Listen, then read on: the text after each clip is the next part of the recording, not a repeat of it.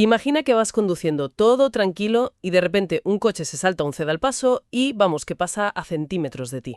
Uf, En una fracción de segundo, sin que ni siquiera te dé tiempo a pensar, tu corazón se dispara, tus músculos se tensan y sientes una sacudida de alerta total. Es una reacción instantánea. sí, sí. Pero luego, durante los siguientes 10 minutos, sigues con el corazón en un puño, las manos te tiemblan un poco, esa sensación de nerviosismo como que perdura. Es que es la experiencia perfecta para ilustrar el tema de hoy, porque en esa situación el cuerpo utiliza dos sistemas de mensajería a la vez. Ajá.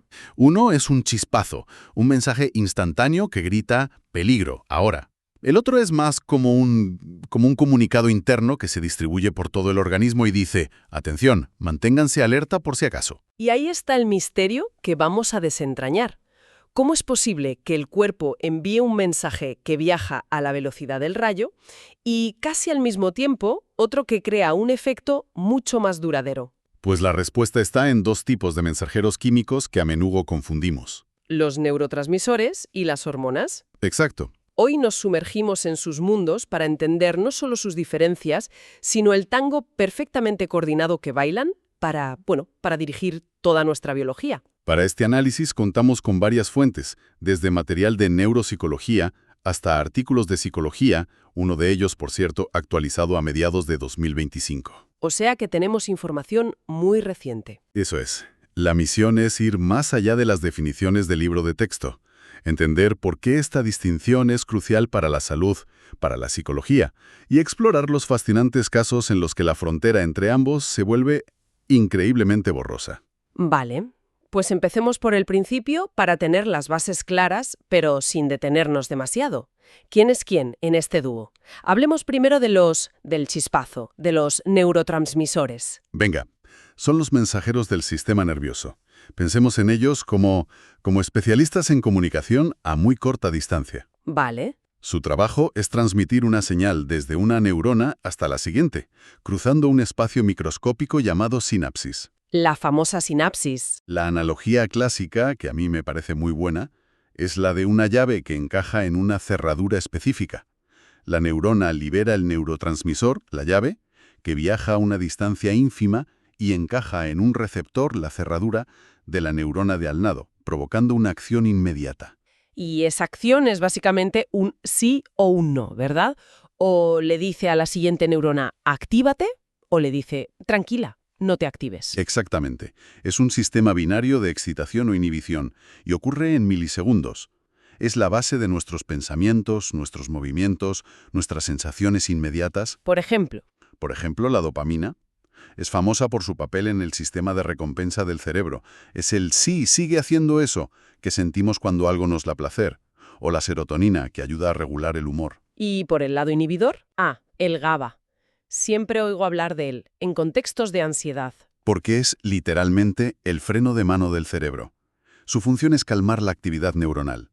Sin GABA, nuestras neuronas estarían constantemente disparando señales, lo que nos llevaría a un estado de sobreexcitación, como un motor revolucionado. Claro. Muchos medicamentos para la ansiedad, de hecho, lo que hacen es potenciar el efecto de este freno natural para ayudar a calmar el sistema. Entendido. Mensajes ultra rápidos, locales y con un propósito muy concreto. Pero claro, nuestro cuerpo también gestiona procesos a larguísimo plazo. Efectivamente. El crecimiento, el metabolismo, la reproducción.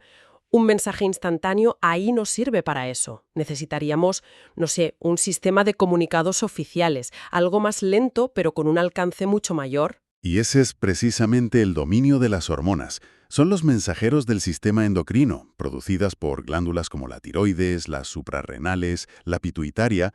Y aquí la diferencia clave, como dices, está en el sistema de reparto. Totalmente. No saltan a la célula de al lado, No, se liberan directamente en el torrente sanguíneo. lo que las convierte en viajeras de larga distancia. Correcto. La sangre las transporta por todo el cuerpo, permitiéndoles actuar sobre células y órganos que pueden estar muy lejos de donde fueron producidas. Y esto tiene dos consecuencias lógicas. Sí, que la acción es mucho más lenta, puede tardar minutos u horas en manifestarse, y el efecto es mucho más generalizado y duradero. Un ejemplo claro sería, Un ejemplo clásico es el cortisol, la llamada hormona del estrés, que no solo nos pone en alerta, sino que modifica el metabolismo de todo el cuerpo para disponer de energía. O la insulina, que da la orden a las células de todo el organismo de que absorban el azúcar de la sangre. Oye, y una que siempre me ha fascinado es la oxitocina. Las fuentes la mencionan como una hormona clave en el parto y la lactancia, pero también en la confianza y el vínculo social. Sí, ¿Cómo puede la misma carta tener significados tan distintos dependiendo del buzón que la recibe? esa es una de las maravillas de este sistema. La molécula es la misma, pero los receptores y la maquinaria celular de, por ejemplo, el útero, son completamente distintos a los de las neuronas en las áreas sociales del cerebro. Claro. Puedes confiar. El mensaje no está solo en la carta, sino en quién la lee y qué sabe hacer con esa información. Es un sistema de una eficiencia biológica. Asombrosa. Vale, creo que las presentaciones están hechas. Ahora pongámoslos cara a cara, porque si comparamos sus características, sus roles tan diferentes cobran todo el sentido. Si tuviéramos una pizarra, podríamos trazar una línea en medio. A un lado, neurotransmisores. Origen en las neuronas, transporte por la sinapsis. Y al otro lado, hormonas. Origen en glándulas, transporte por la sangre. Exacto. Y esa diferencia en el transporte lo condiciona todo. La velocidad. Milisegundos para los neurotransmisores frente a minutos u horas para las hormonas. Claro. El alcance, una acción superlocal contra una acción global en todo el cuerpo. Y por tanto, la duración, un efecto fugaz contra uno que puede durar días. Lo fascinante es cómo estas propiedades definen su función a la perfección.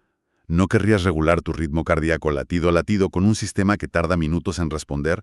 ¿Necesitas la inmediatez de los neurotransmisores? Por supuesto. Y del mismo modo, no tiene sentido enviar miles de millones de mensajes instantáneos individuales para gestionar el crecimiento. Es mucho más eficiente liberar una hormona en la sangre que dé una orden general y sostenida. Y no todas las hormonas dan la misma clase de orden, ¿no? Una de las fuentes menciona que no todas son un simple acelerador. Para nada. El sistema tiene una complejidad increíble. A veces la orden es antagónica. Es decir, dos hormonas hacen exactamente lo contrario para mantener un equilibrio. ¿Un ejemplo de eso sería? El mejor ejemplo es el azúcar en sangre. La insulina, como decíamos, le dice al cuerpo, guarda este azúcar. Pero otra hormona, el glucagón, le dice, saca el azúcar que tenemos almacenado. Ah, claro. Son dos mensajes opuestos que, como un tira y afloja constante, mantienen nuestros niveles de energía increíblemente estables. Es como tener un termostato con un sistema para calentar y otro para enfriar, manteniendo siempre la temperatura perfecta. Exacto. Y otras veces, las hormonas trabajan en sinergia. Por ejemplo, la hormona del crecimiento y las hormonas tiroideas. Por separado son importantes, pero juntas, su efecto sobre el desarrollo es mucho más potente. O sea que no son mensajeros solitarios. Para nada, es una orquesta. Hasta aquí la división parece muy clara y ordenada. El sistema nervioso con sus mensajes rápidos y el endocrino con sus comunicados generales. Pero, claro, esto es biología.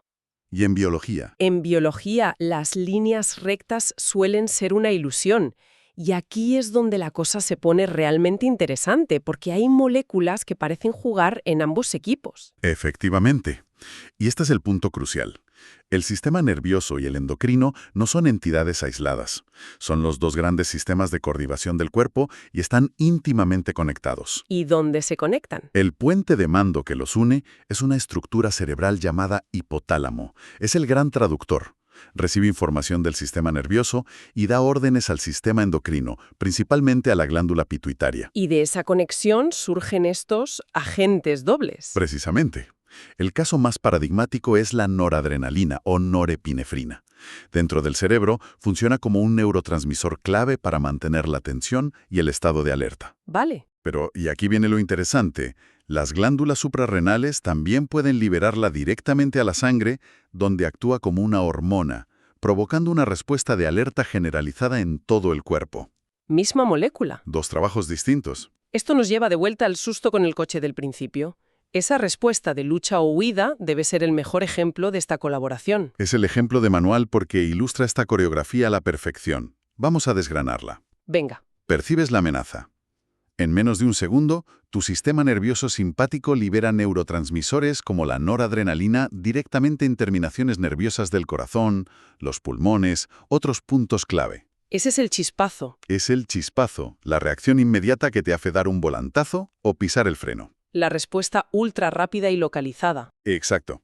Pero, casi al mismo tiempo, ese mismo sistema nervioso envía una orden directa, como un cable de telégrafo, a las glándulas suprarrenales.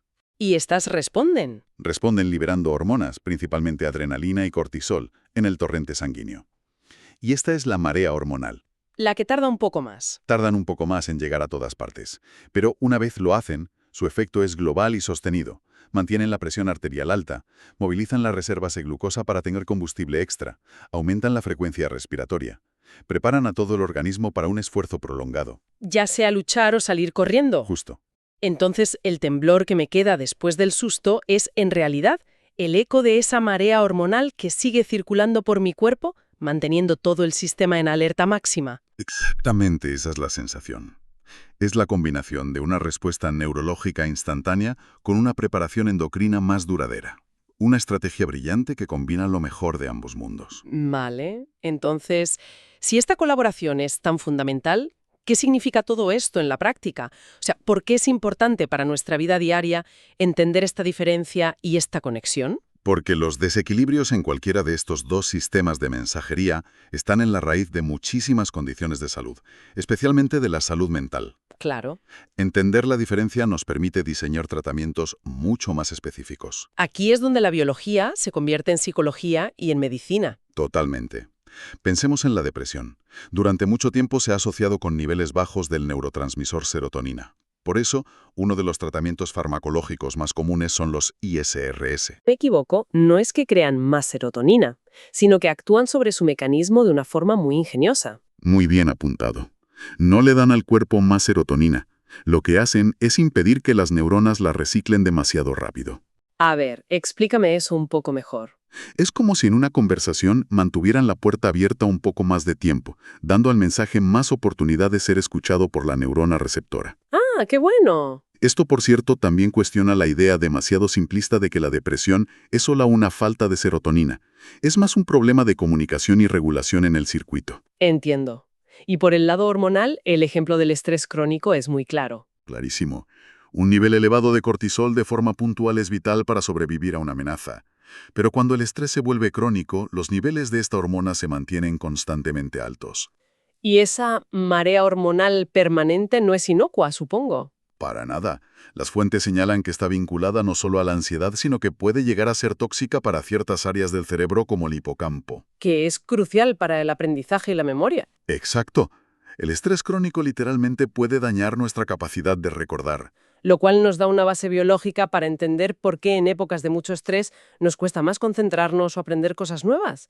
No es una sensación, es una consecuencia fisiológica. Precisamente. Y conocer si el problema reside en un neurotransmisor específico, en una sinapsis o en una hormona que inunda el sistema es lo que permite a los médicos decidir El tratamiento, claro.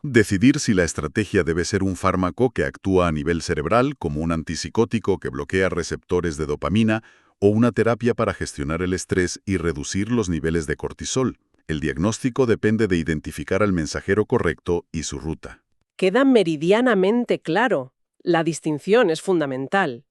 Si tuviera que resumir lo que hemos analizado, diría que el cuerpo tiene dos sistemas de comunicación magistrales. Sí.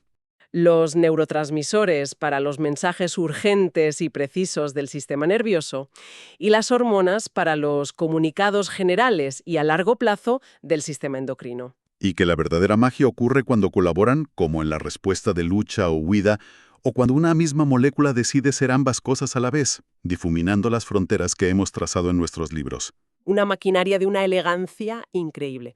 Pero me da la sensación de que nos dejas una última idea para darle una vuelta de tuerca a todo esto.